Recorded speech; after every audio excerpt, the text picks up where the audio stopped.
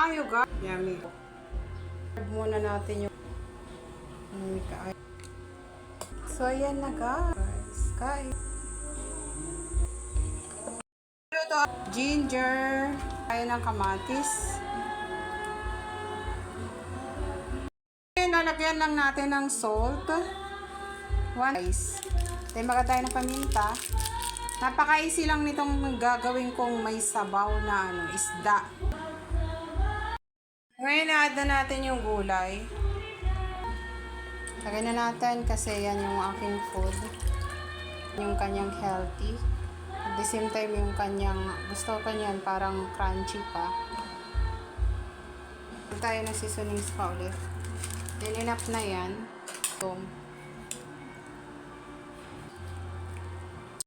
Ayo guys, ready to serve na to. Let me yummy. So ngayon, set aside lang natin tong ulo. I-reserve muna natin yung ulo. Yung ulo ang nagdala guys. Sarap. Tapos magad tayo ng tomato or kamatis. Lami, oy.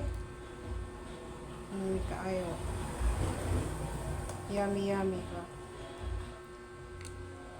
Ito lang, sapat na. So, ayan na guys, yung aking patalbog na ulam. Sarap nito guys. Kain!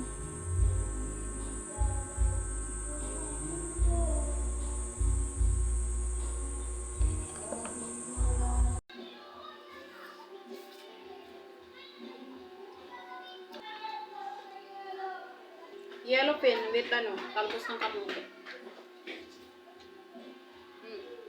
Sarap.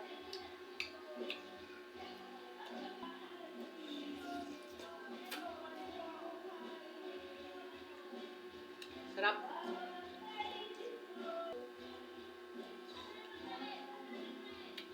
Delicious.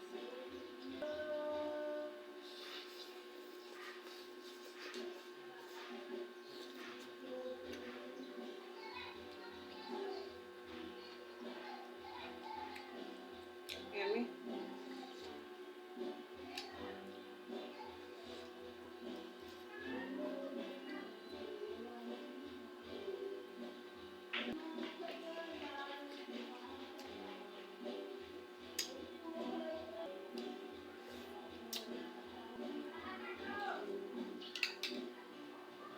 Delicious.